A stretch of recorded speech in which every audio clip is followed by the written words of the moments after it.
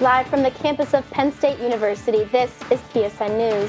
It's Monday, November 18th. We have all you need to know about a lawsuit facing Penn State after an e-scooter accident on campus.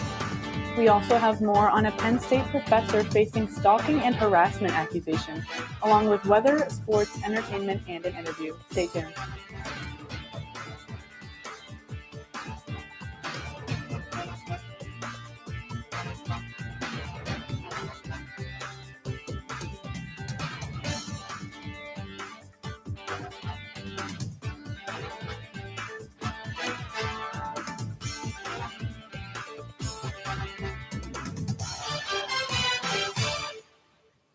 Thanks for joining us tonight. I'm Alicia Ernst.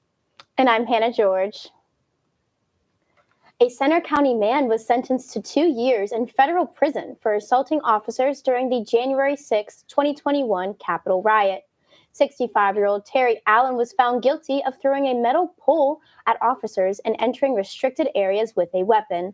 A search of his home uncovered firearms, ammunition, and explosives. Allen's attorney requested a sentencing delay, citing President-elect Donald Trump's promise to pardon January 6 defendants.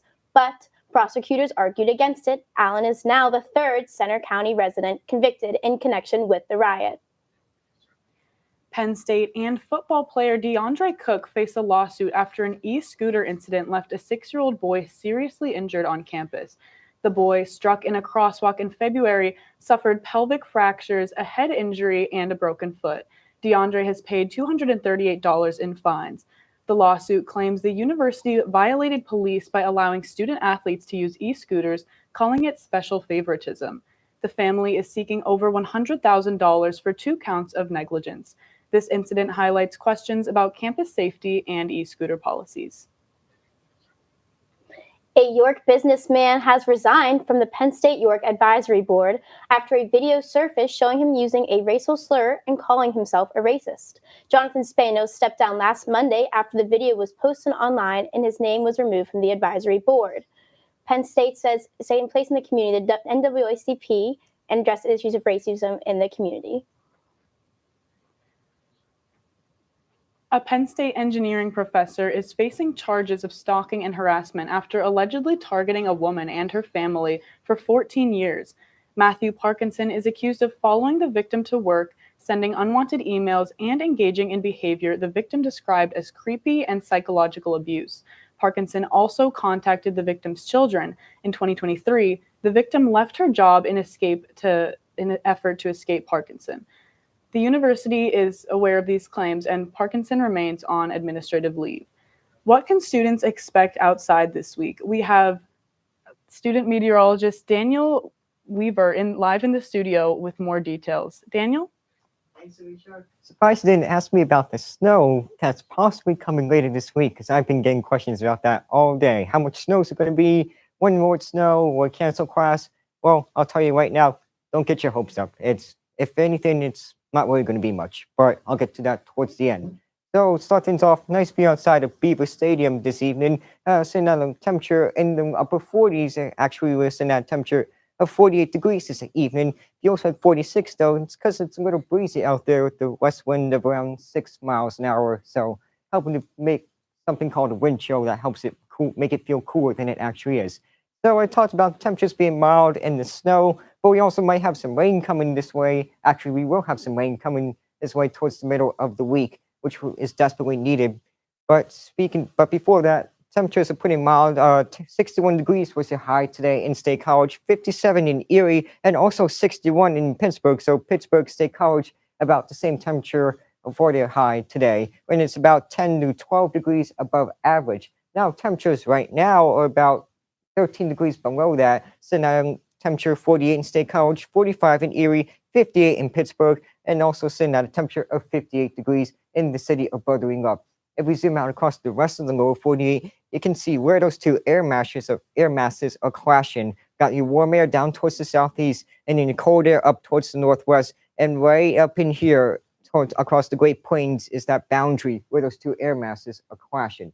So satellite radar, nothing really to see across the Commonwealth, just a few clouds in the sky. But if you look across the rest of the lower 48, you can see we have a nice storm system across the middle portion of the country. And once again, that's when those two air masses are clashing, and then they clash. That's usually when we get our active weather. In this case, we have a nice extratropical cyclone, or what we would just call a storm system, that will be moving towards the north. But we do need some rain, and we'll get some of that from another storm system that will move through by about Wednesday into Thursday. And most of Pennsylvania is under some form of drought as of last week. New drought monitor comes out on Thursday, so we'll see how they change it with that this week. But for the next few hours, temperatures will continue to decrease and getting lows into around 30 or 35 degrees tonight. So low 35 degrees with partly cloudy skies. Winds becoming a little more calm throughout the night, so helping to reduce the effects of that wind chill. Then as we move throughout the day tomorrow, a cold front will move through, but it was slowly dying as it heads towards the region. So we might see an isolated shower, but otherwise, our next best chance of rain will be later in the week. So tomorrow, 56 degrees, partly sunny skies, and the calm wind.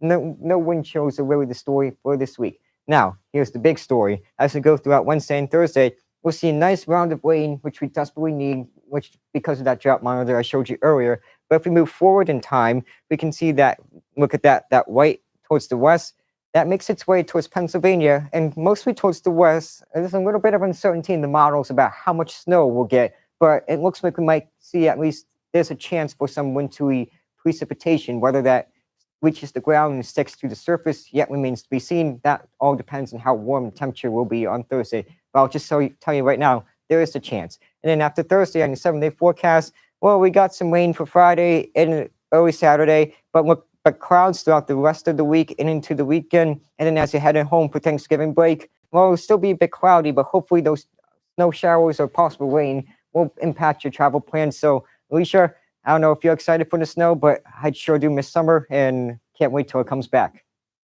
I can't say I'm excited for the snow either, Daniel. I miss summer too.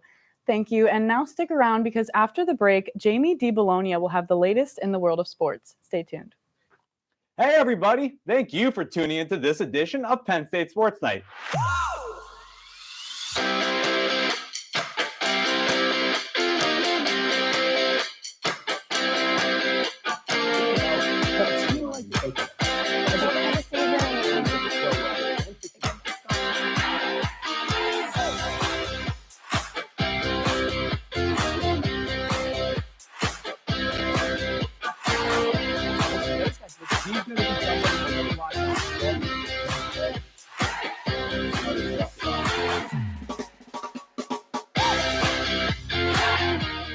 For all of us here at the Belisari Media Center, we are Penn State Sports Night.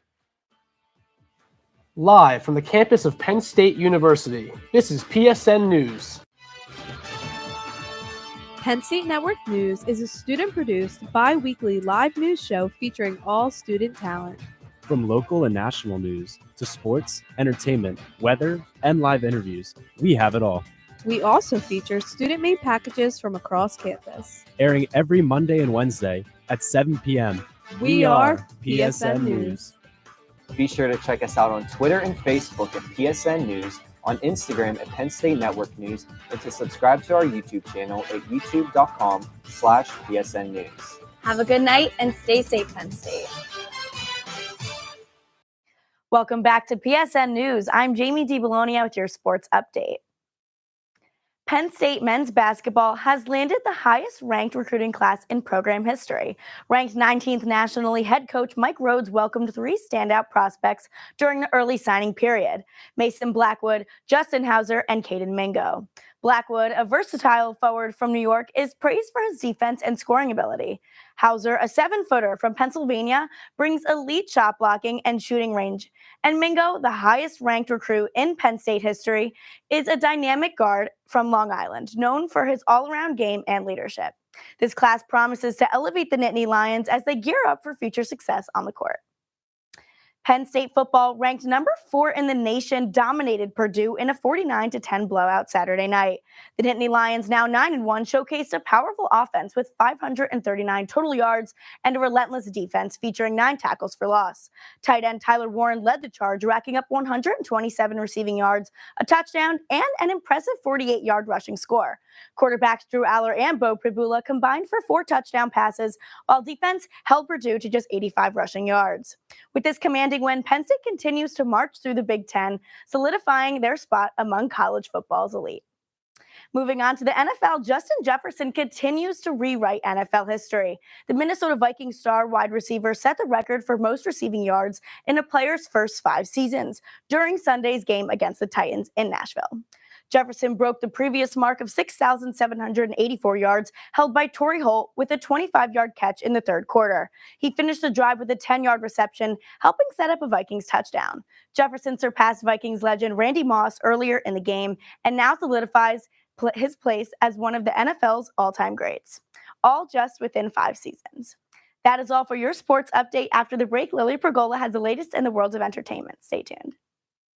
Hey, everybody. Thank you for tuning into this edition of Penn State Sports Night.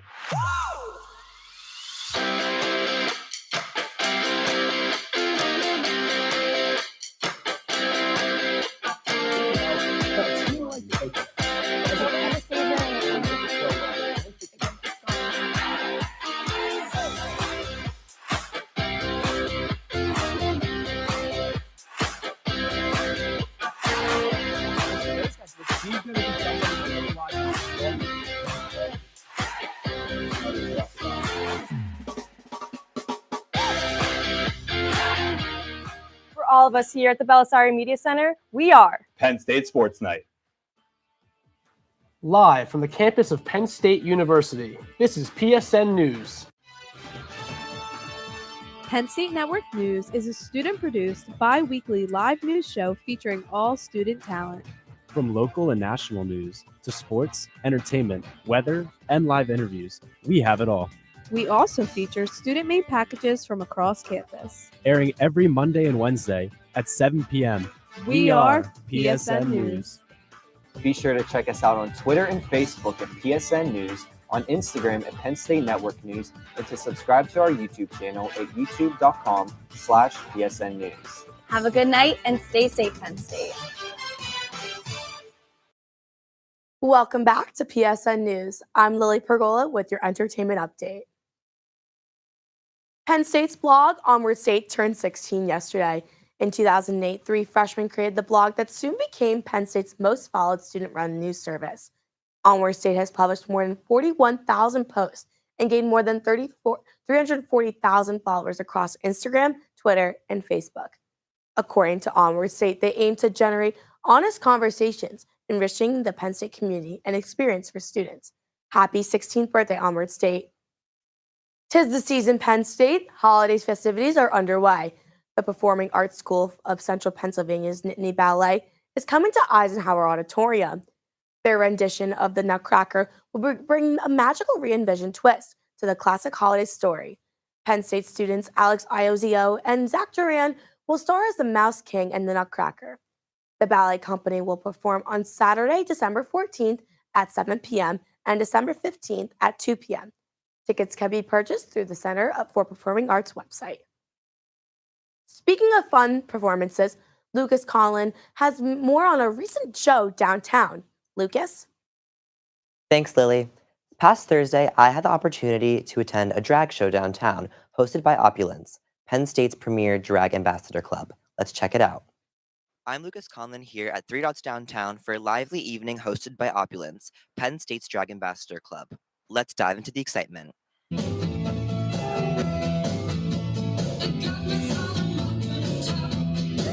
This is the Decades show, so there's going to be a lot of different throwbacks and some modern stuff.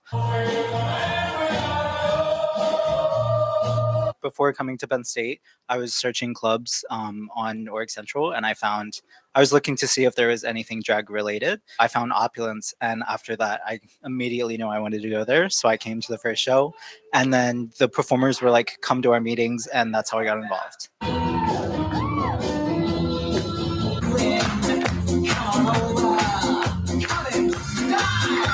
Opulence is just a big family, and everyone's so nice to each other, and we always bring such different ideas and concepts to the shows, so it's always just a fun time.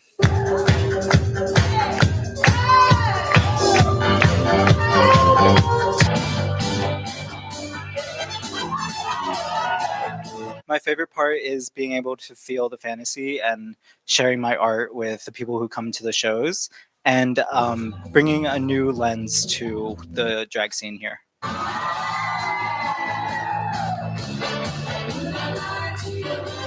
It's been a fabulous night here at Three Dots Downtown with show-stopping performances and a fantastic crowd. If you missed it, don't worry. Their next show is December 5th. For Penn State Network News, I'm Lucas Conlin. A big thanks to Opulence for putting on a spectacular performance. Their next show is on December 5th at Three Dots Downtown. You won't want to miss it. Back to you, Lily. Thanks, Lucas. In national news, singer-songwriter Tate McRae has dropped multiple announcements over the past week. The 21-year-old started the announcements by sharing the release date for her third studio album, So Close to What. Fans will be able to listen on February 21st. McRae followed it up with announcing her Miss Possessive World Tour, which will start in Mexico City on March 18th. Tickets go on sale for the U.S. portion on November 22nd. And to close out the big news, McRae dropped her new single and music video, Two Hands, last Thursday. An exciting week for Tate for sure. That's all for your entertainment update. Coming up next, interview anchor Lauren Reel will be speaking to Hannah Oyster and Sierra Troutman, the hair donation captains for Thon. Stay tuned. Hey, everybody. Thank you for tuning into this edition of Penn State Sports Night.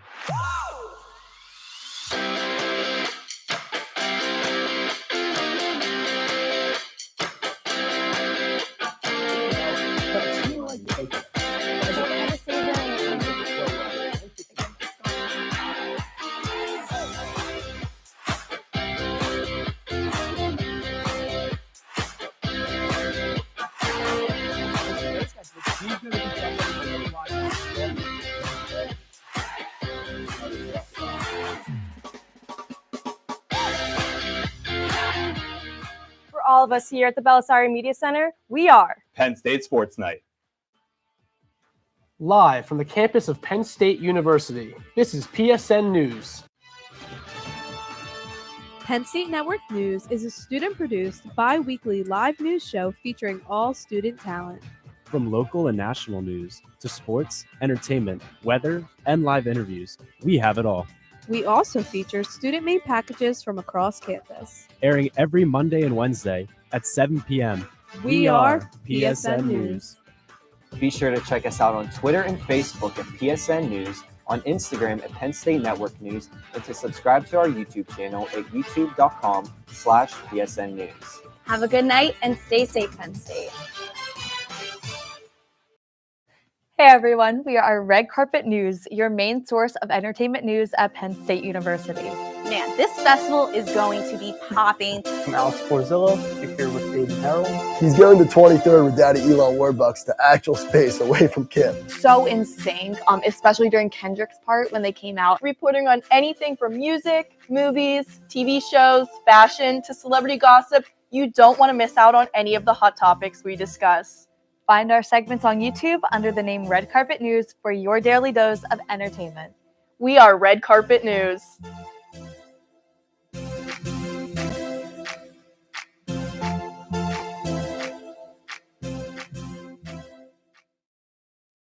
Welcome back to PSN News. I'm Lauren Reel, and with me tonight is Hannah Oyster and Sierra Troutman. Thank you guys so much for coming in. Can you guys tell us a little bit about your major and year here? Yeah, so I'm a junior and I'm a psychology major. I'm a senior and I'm a biobehavioral health major. It's so great to have you both. Can you tell us a little bit about what Thon is? Yeah, so Thon is the largest student-run philanthropy in the world, and we're committed to enhancing the lives of children and families impacted by childhood cancer. Our mission is to provide emotional and financial support and to spread awareness to ensure funding for critical research, all in pursuit of a cure. That's amazing. And what's the exact positions that you both hold, because you are co-captains? Yeah, so we're the hair donation captains for the special events committee this year. So through that position, we get to hold 3 events. We do a hair donation event at 100 Days Till Thon, which just happened last week, and it was a super great event. And then we also have No Hair, Don't Care, which is happening February 19th. And that's a really great event for people to come and shave their head and show support for kids with cancer. And then our final event is during Thon weekend itself. It's another hair donation event where we'll select donors and they'll get to come and donate their hair. What made you both want to become captains this year for Thon? So I was a CM, which is a committee member during Thon my freshman year, and then last year my sophomore year. And I really wanted to get more involved with Thon. And was really motivated by all of my captains because I was in a committee. And a big inspiration for me was my last year captain. His name was Leon, and he really encouraged me to go for it and become a captain. And I was really inspired to be a hair donation captain because when I was younger, I donated my hair. And I didn't really understand the impact I was doing. Like everyone in the hair salon was crying, and I didn't understand because I was younger. But now, as a 20-year-old, I really understand the impact that donating your hair has on a child that's losing their hair.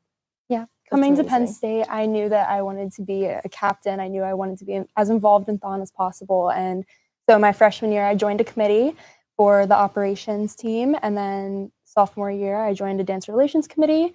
And last year, I was a finance captain, and I loved the experience being a captain last year. And I knew I wanted to do it again. And just like Hannah, I donated my hair when I was little too. And it was just a great position to be a part of. So similarly, why do you both Thon? Why is it so important to you? Yeah, so I didn't really know what Thon was because I'm from New Jersey. It's not really spoken about there. But I was really close with the family that had lost their son to cancer, and we got really close after the fact. Me and my dad helped coach a baseball team in his honor. So when I got here to Penn State, I was like, I want to do something to just show that I will support them no matter what. And so I got involved with Thon. And after that, I kind of realized Thon's message and their mission, and I just kind of got really involved in it, and the people they're all involved in Thon are so amazing. So I started by doing it for the family that we're now really close with, but now I'm doing it for everyone and the people and all of the kids. It's really amazing. The great thing about Thon is I feel like my reason that I do Thon is changing constantly. When I first came to Penn State, I just wanted to do something good, and it was a great thing to be a part of. And as I grew as a member of the Thon community, I realized how much we all support one another, not just the families that we work to support all year, but we really became one big family. And we show support to volunteers, other students of the Penn State community, our families, of course. And yeah, it's a really great environment. What would you say your biggest goal is to reach this year? I would say our biggest goal is probably just to always surpass the amount that we raised last year. For a personal goal, I just wanted to really be confident in my position and really just take lead and just be confident in everything that I was doing. And I'm really thankful that I have Sierra as my co-captain because this is my first time being a captain. So when I heard that my position had another person, I was really excited because, it's a little scary, but it's like a fun scary. And then I was just really happy because I made a friend and I made an awesome co-captain. Yeah, Thon is constantly changing. We're always trying to improve our efforts, and we just always want to go above and beyond what we did the past year, and we're hoping to do the same this year. So the 100 Days to Thon just took place last week. Can you tell us a little bit about the event and how you guys played a role? Yeah, so it was kind of like an all-day event. It started around 11, and there was a bunch of little events. Like we had a mini pep rally where the cheerleaders came and they did a little event for us. We had a small talent show for the showcase. We had silent disco, which is my personal favorite. And then we had our event, which is the 100 Days hair donation. And we luckily had 11 donors donate their hair. And so, yeah, we basically just helped out throughout the day. Barbie is the 100 Days captain. And so she was kind of hosting the main event. And then we all just helped out in our areas. And then we did our own event, which was hair donation. And that was so much fun. How did you guys collect the participants for the event? So we had them apply on think.thon.org. There's a very simple application there. They submit a picture of their hair. We ask them a couple questions about why they want to participate in Thon, whatnot, why they want to donate their hair. And we aim to select around 12 participants based on their answers and how involved they are within the Thon community. And that's what we did, and it went great. Are there certain requirements that they have to meet in order to be able to donate their hair? Yeah. Do you want me to touch on that one? Oh, sure. Okay, yeah. So you have to have a minimum of 12 inches of hair that can be donated. We really strive for 15 inches. And then it also cannot be chemically treated, meaning a perm or straightening treatment, and it can't be treated with color. So we go there, they send a picture of their hair with a ruler next to it just to prove that they have that amount of hair. And then we just have to ensure that they have enough hair that can be donated because we have to account for dead ends, the thickness and the thinness of the hair, all that stuff. We got in touch with Wigs for Kids and had a meeting with them, and they kind of clarified a lot of that stuff for us so that we could really make sure we're getting donors that can donate hair effectively. And for those who want to follow along with the rest of Thon, where can they go on social media to find you guys? So if you go to Penn State Thon on all socials, you'll find us there. Also, if you're interested in donating, donate.thon.org is a great place. You'll find all the donor drives there, and Yeah, and then if you want to donate your hair for Thon Weekend, you can go to think.thon.org, and there will be an application there. I'm pretty sure it goes live December 2nd. All right. Well, Sierra and Hannah, thank you so much for coming in tonight and telling us more about your experience with Thon special events. Thank you. Of course. And now stick around because coming up next, Hannah and Alicia will have more on the latest news from across the nation. Hey, everybody. Thank you for tuning into this edition of Penn State Sports Night.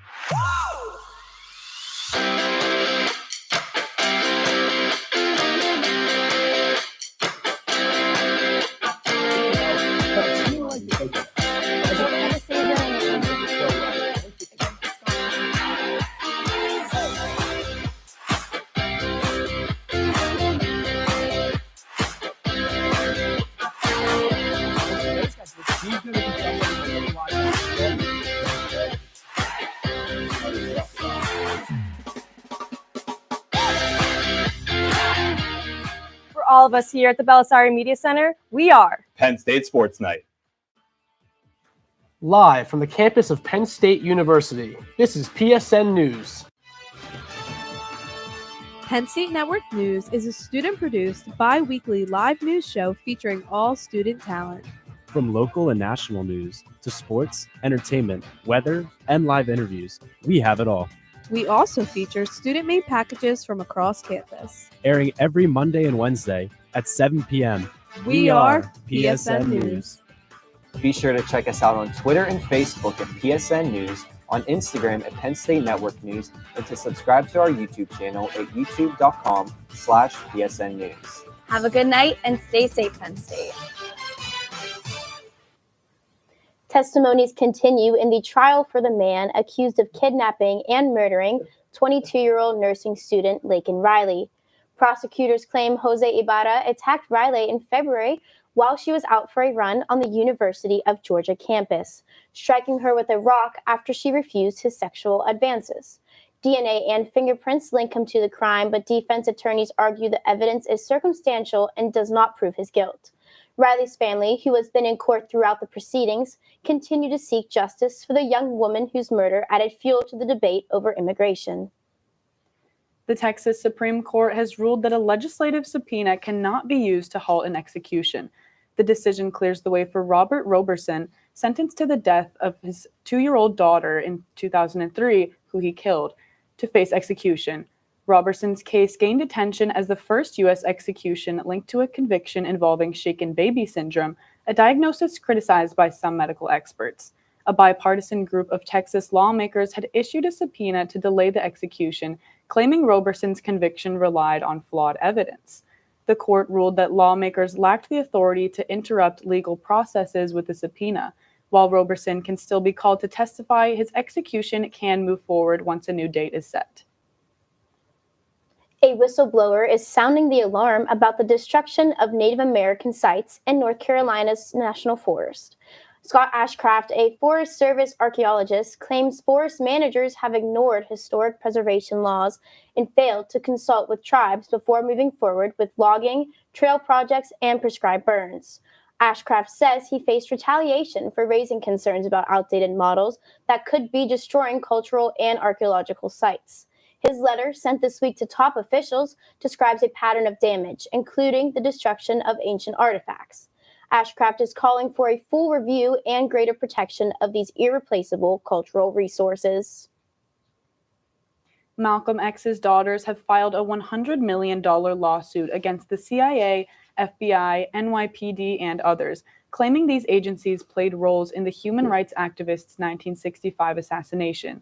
The suit, filed in federal court, alleges a corrupt and unconstitutional conspiracy involving law enforcement and Malcolm X's killers. The family claims officials withheld evidence for decades, including the roles of undercover agents and security lapses before the assassination. Malcolm X was shot dead at age 39 while addressing a crowd in 1965. This case comes after 2 of 3 men convicted in the killing were exonerated in 2021, raising new questions about the government's involvement. The FBI declined comment, calling it standard practice, while the NYPD and CIA did not respond to requests for comment. That concludes our show tonight at PSN News. Be sure to check us out on Twitter and Facebook at PSN News, on Instagram at Penn State Network News, and to subscribe to our YouTube channel at youtube.com/PSN News. Have a good night and stay safe, Penn State.